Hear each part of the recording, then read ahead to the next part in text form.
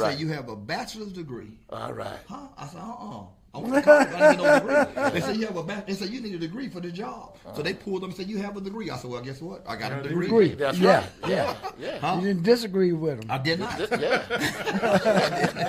So that they hired me, and I became the emergency service director. So I worked there, and then they brought me to Lafayette and brought me to the Acadiana chapter in Scott. And Mr. Tony Crazer was the CEO. And he asked me, I worked on a contract, and he asked me, will I be willing to stay? He said, to tell me what it's going to take to keep you. People see things in you. Yeah. See, when people see something in you that you are valuable to their company, they're willing to go the extra mile to help you. Yeah. Well, God wanted to move you in a place, and He knew the place that He wanted to move you in. Sure. And I tell that to everybody, that God is real. Yeah, yes. Yeah, yeah. A lot of people don't understand that. Yes.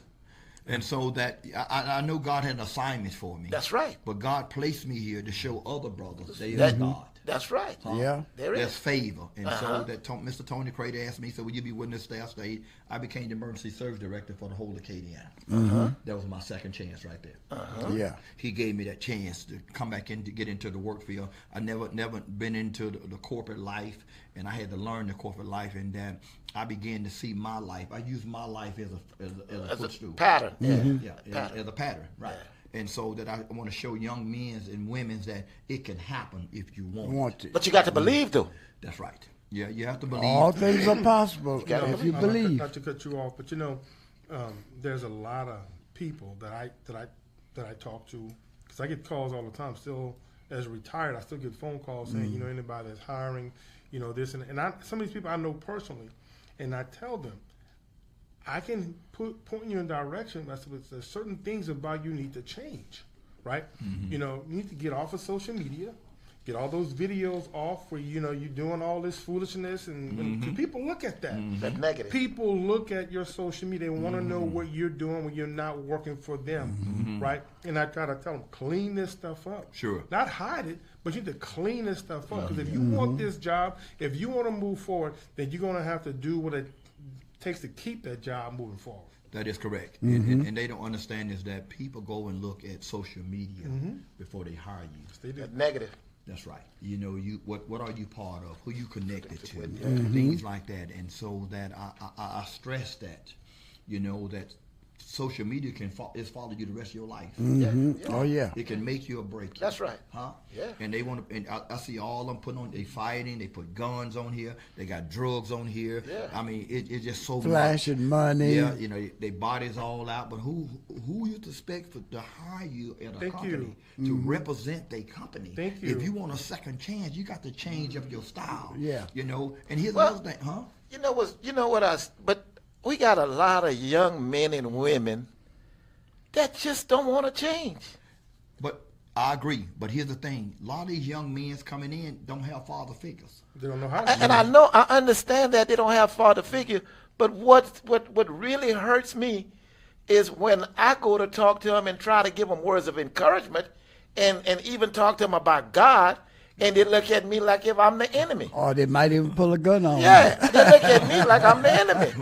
That makes sense. It's like the pastor says, they don't have anything positive.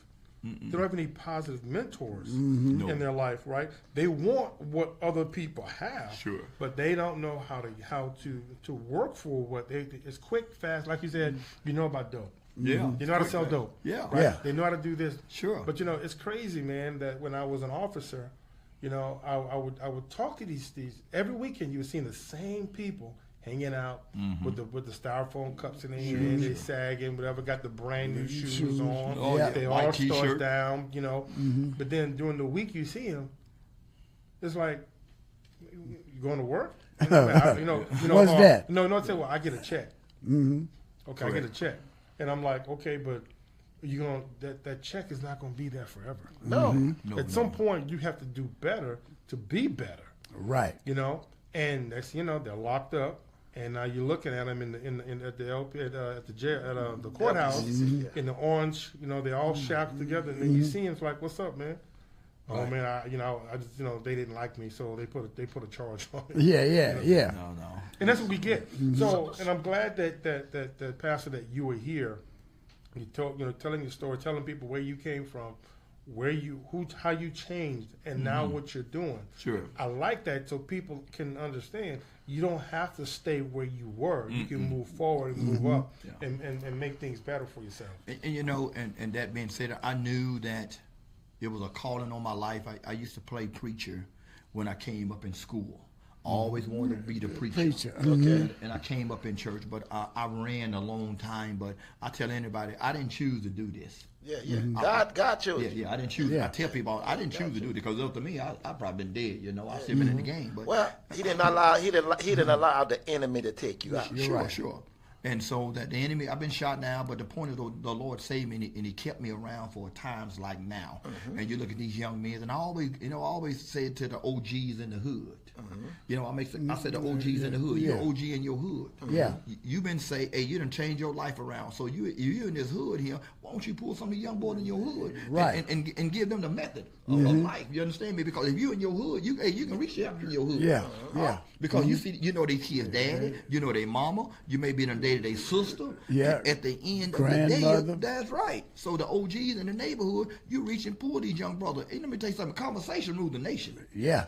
Huh? Conversation rule the nation. All you gotta do is just know how to talk to them. Yeah, I know how to talk to them.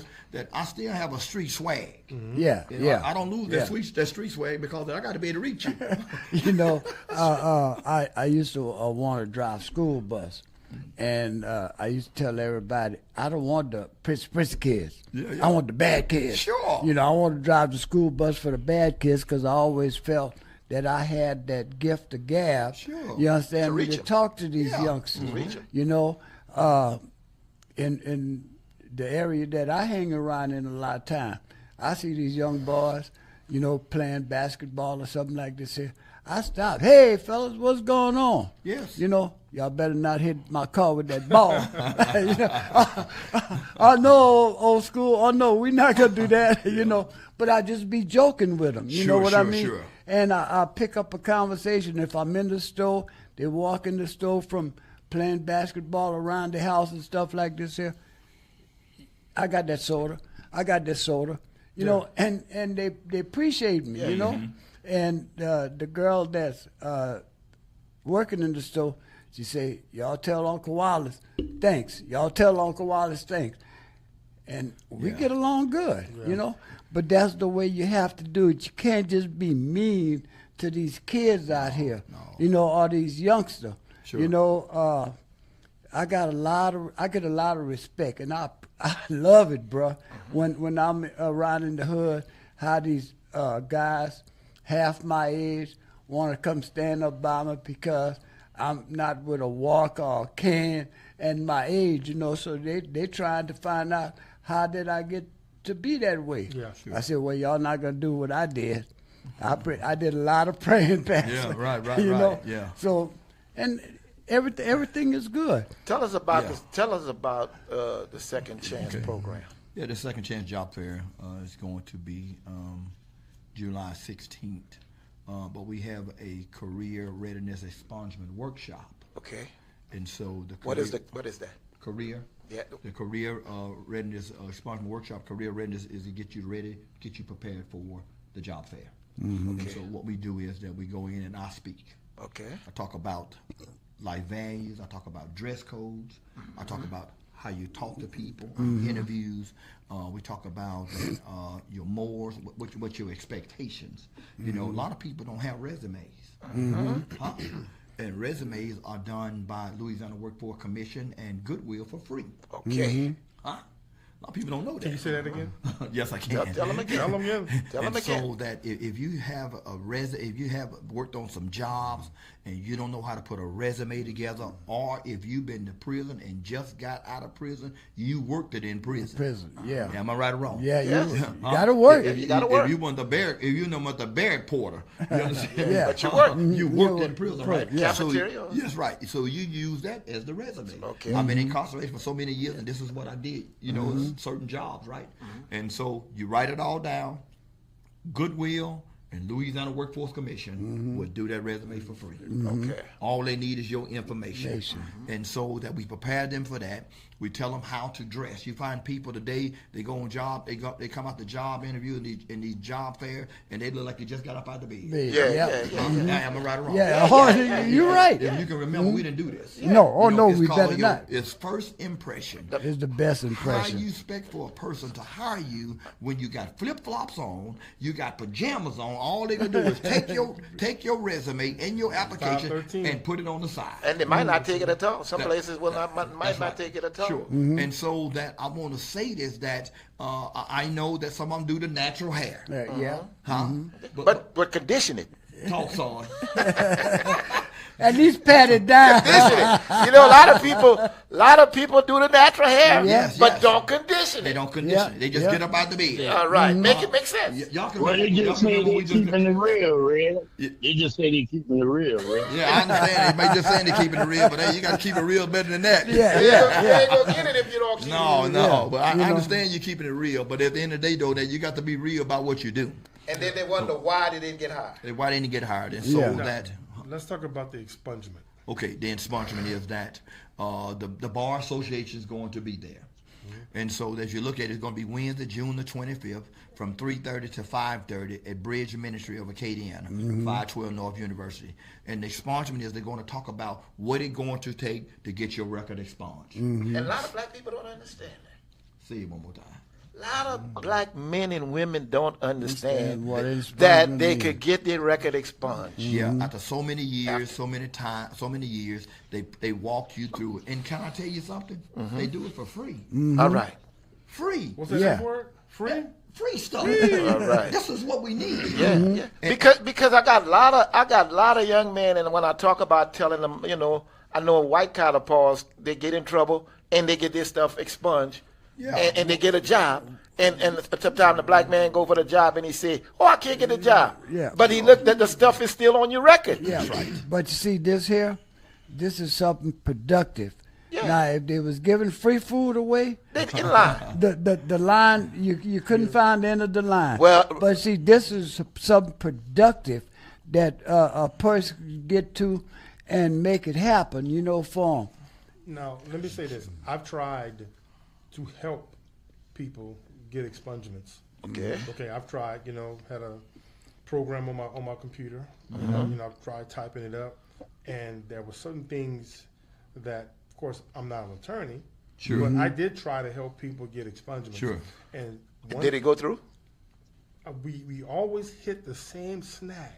Because I wasn't an attorney. That's right. I wasn't an attorney. That's I right. didn't have that relationship that the attorneys have in the courts. That's correct. Yeah. Right? That's correct. That's right. And they say that you can probably do an expungement yourself if you have the right paperwork or whatever. But guess what? Yeah, there is. Yeah, there is a way to do it correctly yourself. But go ahead.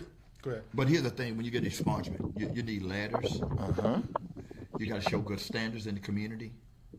Fines have to be paid off. Off parole for so many years. Hadn't gotten in no more trouble. That's what a expungement is. You need people to write letters because the expungement has to go to the parole board. It goes to back to where I came from. It goes back to the parole board. Okay. And the parole board has to approve it to get your record expungement. But that's for people who've been to prison. Right. Correct. Yeah. That is correct. But then if you got somebody that's in the system that has some other fines and things like that and want to get your record expungement, so you still want some letters. You want somebody to say something good about you, right? Yeah, you may be going in there, but I still show people what you've been doing. What have I done over the years to be back into the community? Productive. Yes, right. Move to the next level, you know, and show people that, hey, this is who I'm not that person who you say I am. I'm a productive citizen That's right right. now. Yeah, I just don't want nobody just to write a letter for me. No. You know, I don't. Because they can tell the difference. That's right. I want to see the work I've done. And so that these are the things that you have to, and here's another thing. The person that wants a record expungement, he got to get the stuff to the people to get that expungement. Yeah. Exactly. Right? So if I'm the one that's doing it for you, I need you to get these files. I need you to get this type of paperwork, right? And that's another thing I read. Well, I don't have the money to get to get the copies that I need. I don't have this. I can't find the time. Yeah. So I can't help you. Do you want it? Then I can't help Do you want it? Yeah. I mean, anytime you go and try to get court documents, you will always have to pay. Yes, you There, got to pay. there's no place in the United States of America where you could get court documents for free. Sure. Now, let me ask you this question. So the expungements that they're going to be working on or helping you work on, but it has to be here, correct? Can't be like California or New Orleans. I think it has to be here.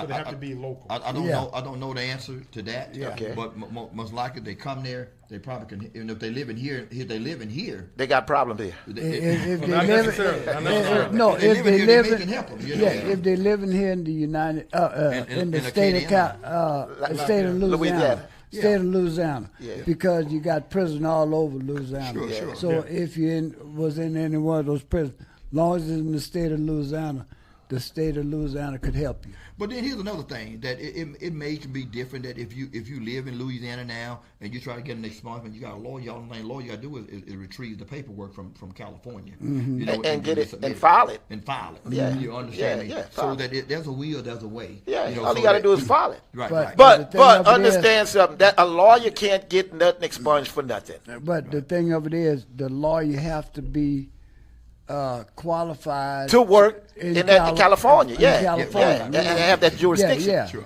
So, Yeah. But- how much success has, well, not success, how many people actually show up For this program.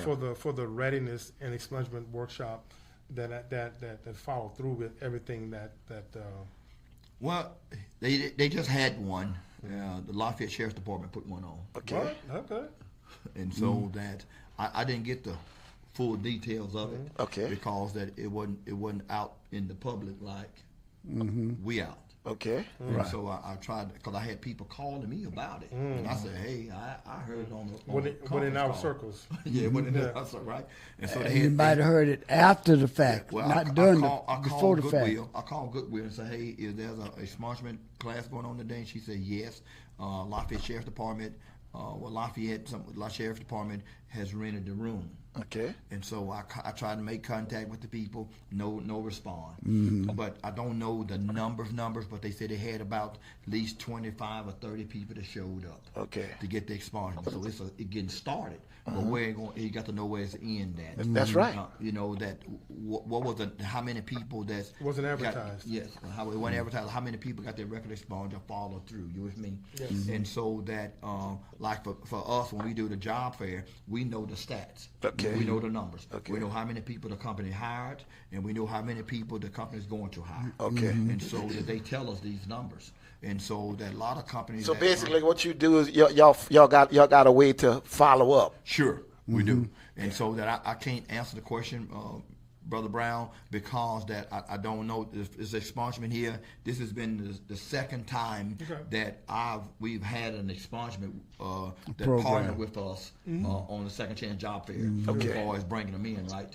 And so we thought that it would be great to bring in the Bar Association. And anytime you're dealing, the offshore is about to pick back up. When you look at things right now, offshore is about to pick back up, and a lot of them jobs you're gonna need your record expunged to get them jobs if you got, because you got to do a background check. Yeah, and here's the thing on offshore. I filed just for what you got to have to go offshore. You got to have a Twit card. that twit card. Twit card. That's so, right. So that a lot of people is you have a felony. And so I did it just to do it. Okay, so you have a felony, and you apply for a twit card. You may get denied for a twit card, right? But you go back and you'll go back and redo it. I think they ask you for some more information, and then eventually they'll give you the twit card. Well, that twit card, I had one because I was going in and out of all field places. Facilities? Yeah, and you could have a felony, and it depends what kind of felony you have. One thing you can't have, going to a mental institution. You cannot have nothing mentally on your jacket, To get a twit card. to get a twit card. Okay. You know, but everything else, you can't have a murder on your record, but just stealing or Little simple stuff you can get a twig. little simple Drugs, selling, Yeah. distribution of drugs. You Yeah, can get a twig you card. could get a twig card. Okay. And so they just have to just go back. I think they go back in and they ask them why you need one and things like that. So that they do get twig cards. And another thing I kind of want to cover, I just kind of did research on that. I went and asked. I went to the voting place. And I know Consuela Gain, this is her thing, her thing she do. And so Mr. Brown asked me, what about voting? Yeah. For young men that's been incarcerated and they out. So I went personally to the voting place. Thank you. And I asked the question, if I just got out of prison, can I vote? The question was, if you're on parole, you cannot probation. or probation. You can't vote until you get off parole and Probation, yeah. Yeah. And so I wanted to ask that question because a lot of these young men, they don't know. Someone walking around here on probation and don't know. Yeah. You understand me? And so here's another number 3 is your parole officer. Once you come off of parole and probation, your parole officer should submit you a registration card. That's right. No. They're supposed to give you a card, a file to file for you to vote. That's right. But that's not being done. That's right. That's not being done. I took a fellow So right. Okay. to register to vote. And he said, man, I can't vote. I said, what you doing right now? He said, nothing. I took him to the parole officer Yeah. to get him a voter's Registration card. Application. No, The application. to get an application saying that he's no longer on parole or probation. I wish I had a camera or I was filming that when he got his certificate of no longer being on parole. And when I brought him to the voter's registration office, man, I wish I had the film how that boy was happy. But right then and there, the probation officer could have given him a application they did. to register to vote. No, they just he just wanted his certificate But saying that he was no longer on parole. Understand or what I'm probation. saying? But then he still could have given him the registered strict vote. voters card. Yeah. I had that, but he wanted to go to the voter's registration office. Okay. You understand me? so- I took him. So Pastor just handed me a letter. Says this letter certifies that X is no longer under an order of imprisonment or conviction Yep. of a felony. So this is the I guess That tells how they can vote. Yeah. You could take that to the voter's registration office. Automatically, they register you to vote. She just gave me a copy, and it says that under any order of imprisonment for the conviction of a felony, but has not been incarcerated within the last 5 years, pursuant to their order, and is not under the order of imprisonment related to a felony conviction for election fraud or any other election offense pursuit. Yeah. Pursuant. And So that's all you need. that's all you need. Yeah. But they have a lot of people don't know that. Well, they've been misled. They've been misled so long, man. Because while you're in prison, they tell you, when you're getting ready to get out of prison, you have no rights to vote. They tell you this. And some people believe that until they're able to go and get this piece of paper here. And once they get that piece of paper and go and vote, they have Well, how long does it take once they go to the probation officer, get what they need, and then present that? How long does it take usually to get a letter that they can present to the clerk of court's office?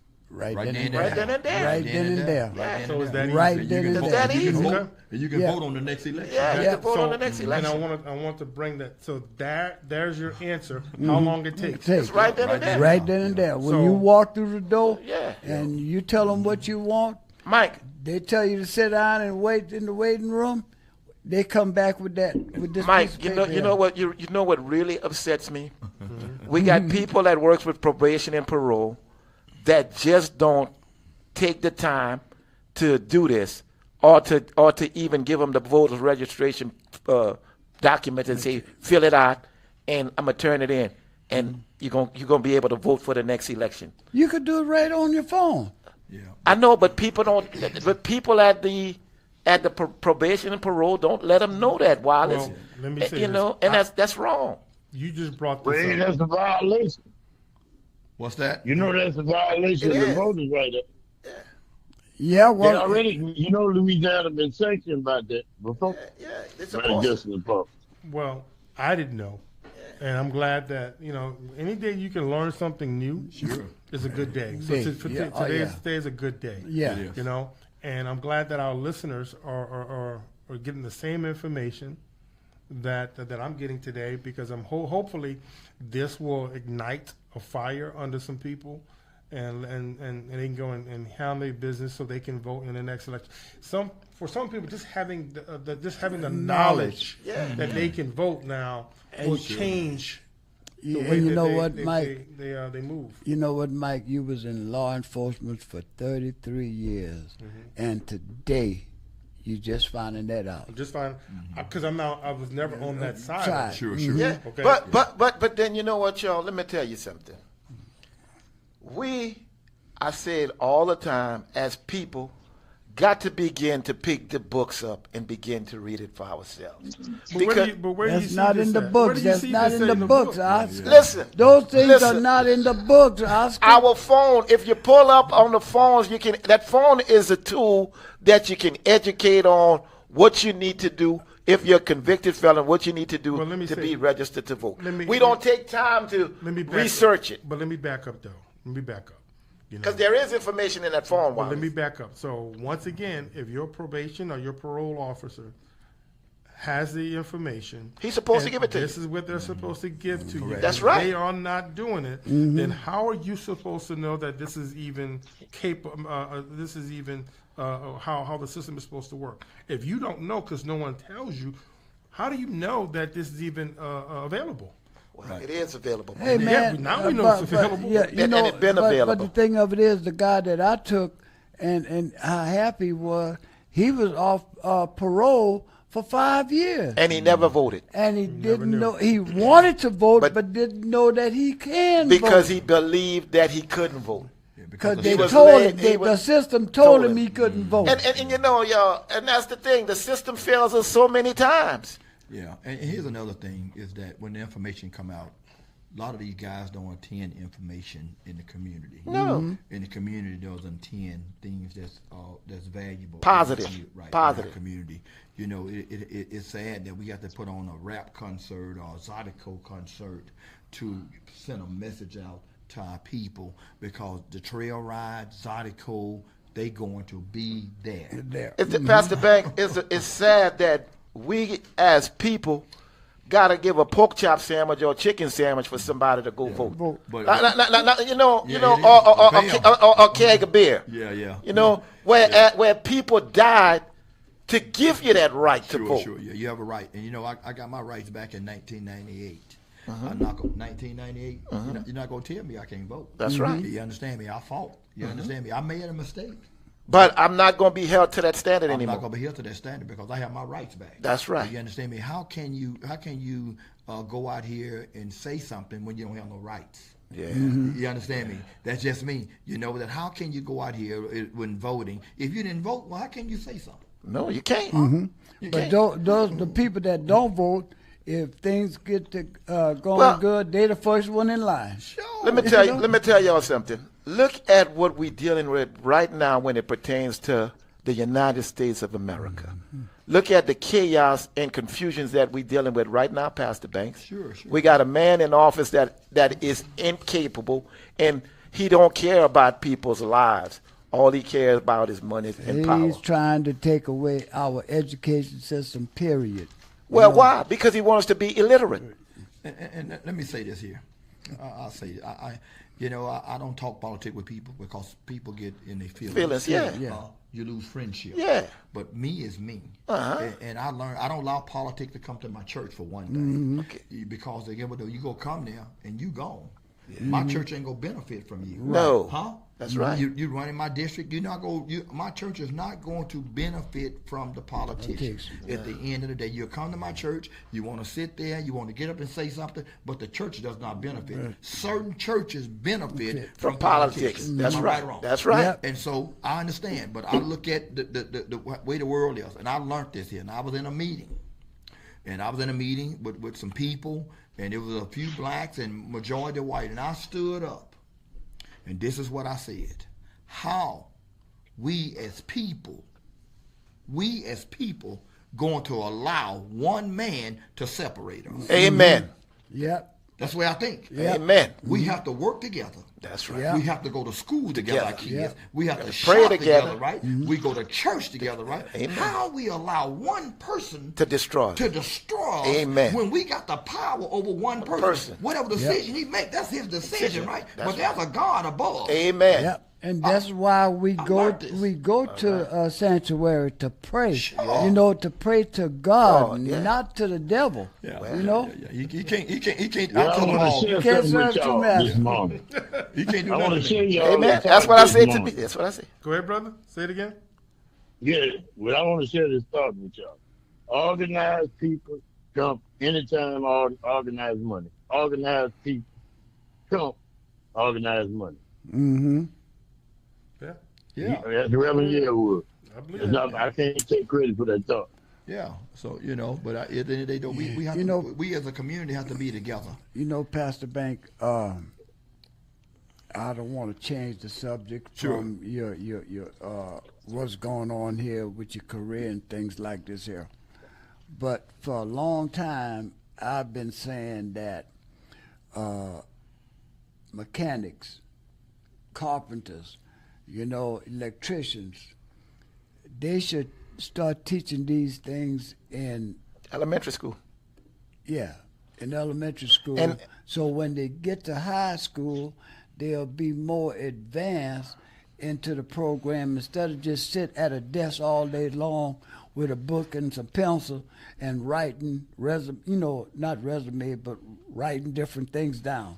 I think that would be more of an education than taking a person through school for 12 years with a book in his hand. Well, you got to go look at this. The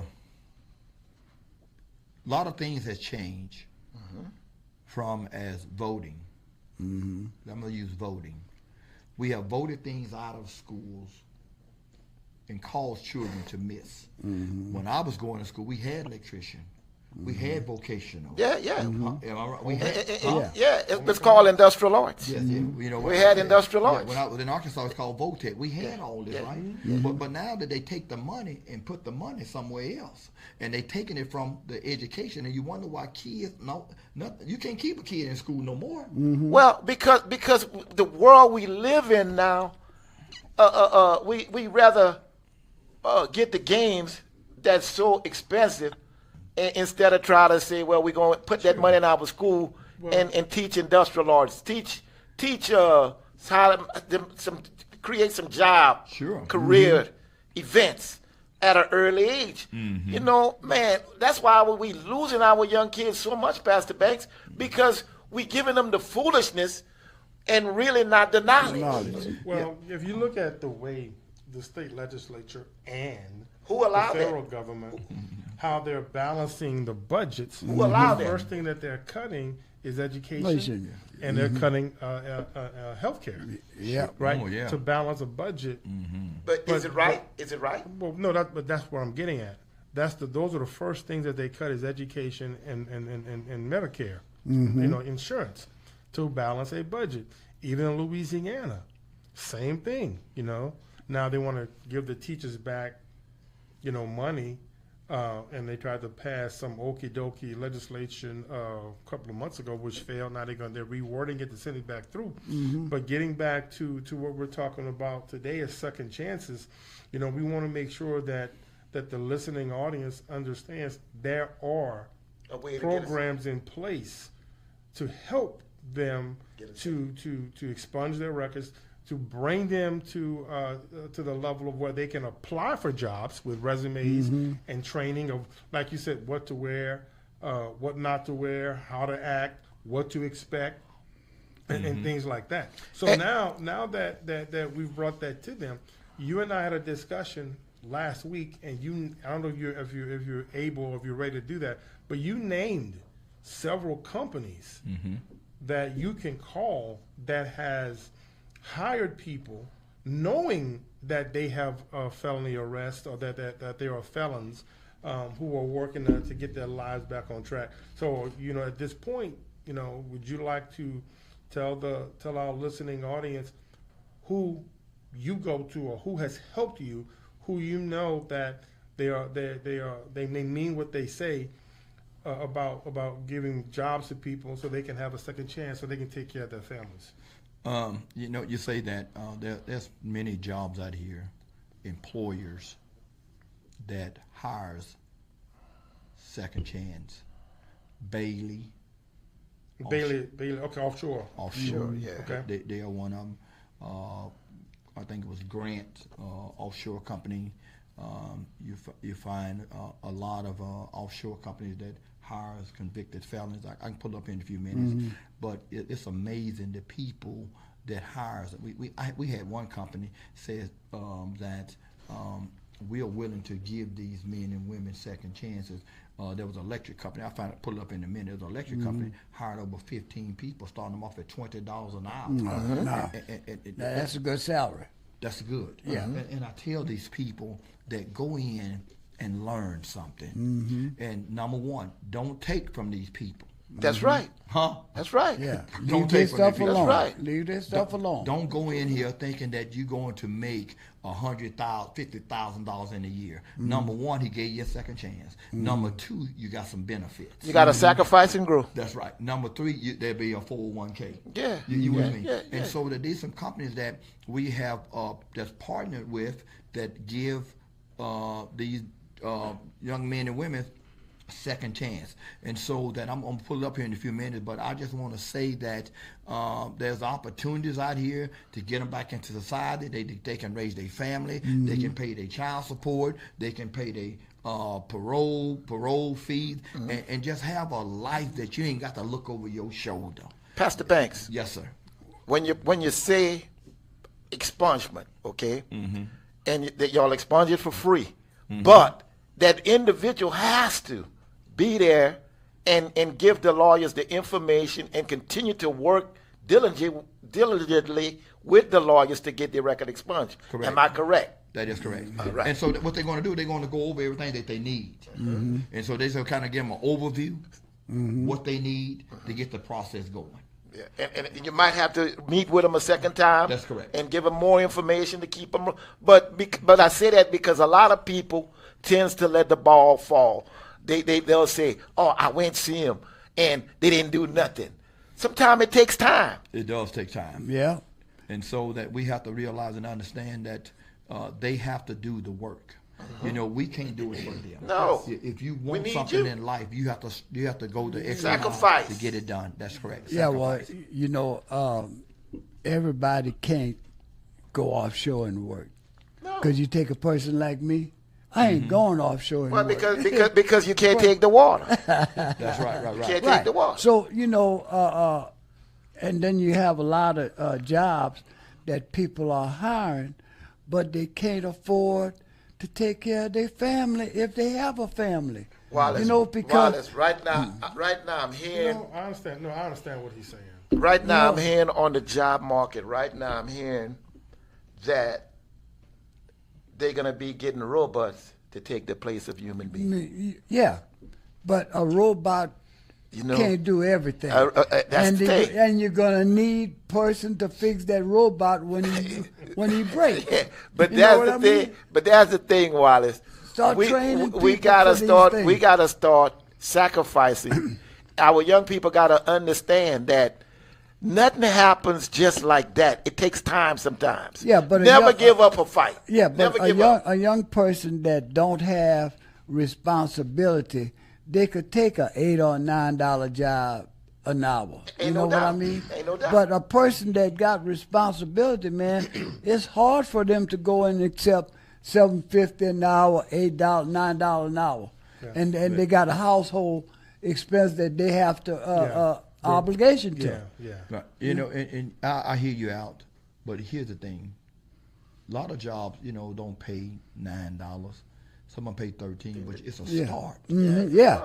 You got to start somewhere. And and you're sitting here. I'm gonna talk about last year now when we had job fair last year. We had 15 employees that showed up. Okay.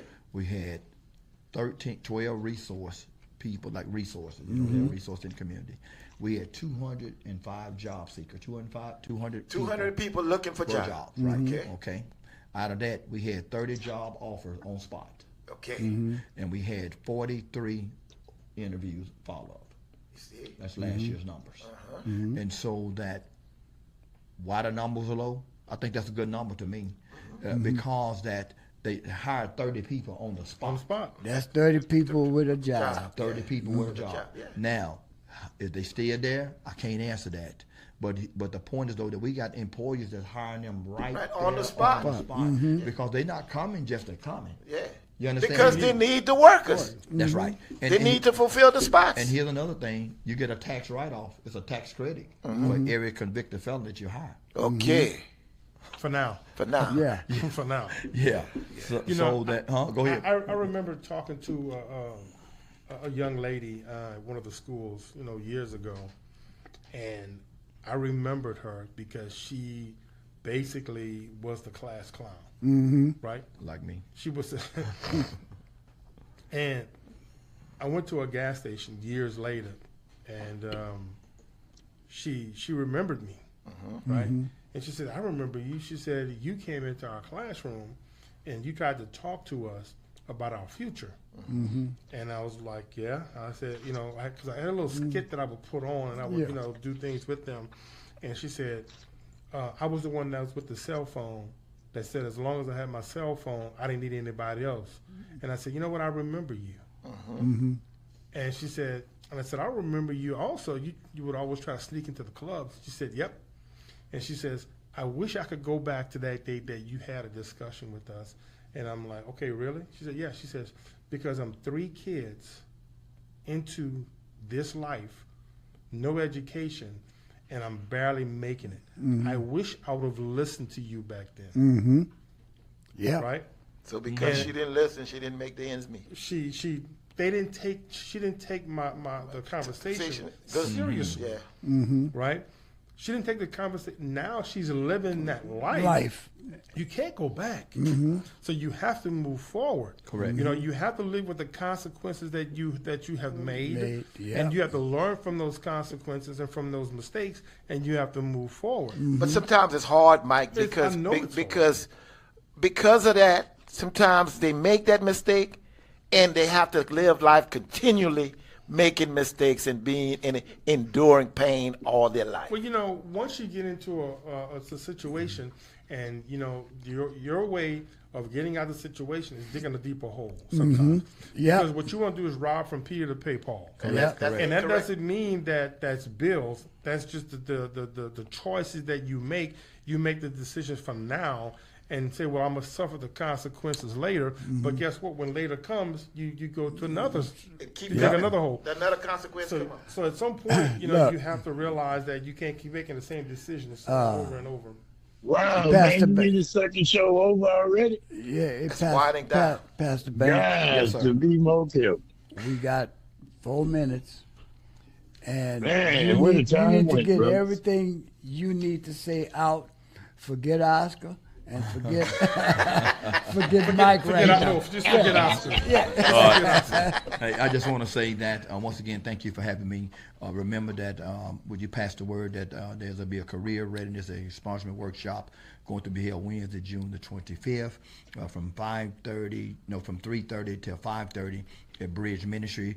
Be resume assistance, how to speak with employees, job fair preparation, expungement process overview, and support servers and referrals. So that if you know anyone that's looking for a job, send them there to Bridge Ministry on June the 25th to talk about the career expungement, the career readiness and expungement. Also, the Second Chance Job Fair will be coming up Wednesday, July the 16th, 10 a.m. to noon at the Hyman Convention Center at 1373 South College Road. And this Second Chance Job Fair is for everybody, but we look for employers that hire convicted felonies. So every employer that's going to be there hires convicted felonies. So we want to encourage you to come out and get your job that God has for you. And also come prepared for the job. Come in with high expectations and say, I'm ready to get my life back on track.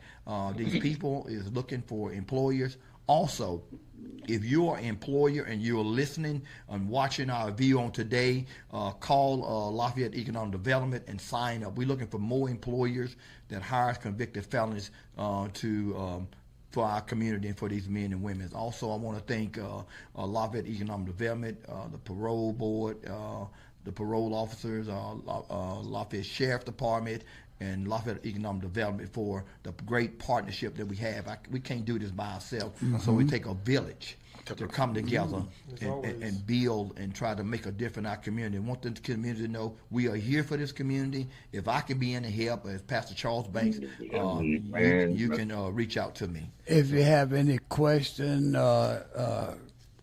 can they have do you have a number that somebody could call? Sure. If you have any questions, anything, you can call me at 337-344-9345. Once again, my number is 337-344-9345 and give you more information. We'll be doing a live view of employers that has signed up. There's not many signed up right now. We are still working on getting more employers to sign up for the Second Chance Job Fair. So if you're watching today, tell a friend to tell a friend. Meet us on Wednesday, June the 25th at Bridge Ministry, July the 16th at the Second Chance Job Fair. And that's 3:30 to 5:30? 3:30 to 5:30 at Bridge Ministry on June 25th. That's on University. That is correct. Come, if you don't have a resume, bring your information. And somebody going to write it for you. And somebody will they'll do it for you. Get your resume ready for you and get you prepped and ready to go for your job on July the 16th, 2025. So you can't say I can't get a job because I'm a convicted felon. Pastor Banks? Yes. I appreciate you. Sure. I appreciate Mike for having you. Thank you for having me. Come on. And I appreciate Oscar for all the concern that he has and know about to make things happen for the people in our community. And it's not just in Lafayette community. All over. It's all over. All over the United States. They could do this. And I just want to say this. Thank you all for having a heart for the people to do what you do. Thank you. You know, this ain't easy. No, it's not. And when you're in this type of field, you have to have a heart. That's right. It ain't somebody just do it. And I know you have the heart. I can feel y'all when I came in today. Amen. That I love a community. I love people. And Brother Brown, being a police officer, he had to love people. Amen. You know, I've learned this, and I'm gonna say this right quick. You know, every time you arrest somebody, don't mean you take everybody to jail. That's right. Yeah. That's right. Am I right or wrong? That's right. Police told me this. He said, if I take you to jail, I ain't helping you. All right. Yeah. Before we get out of here.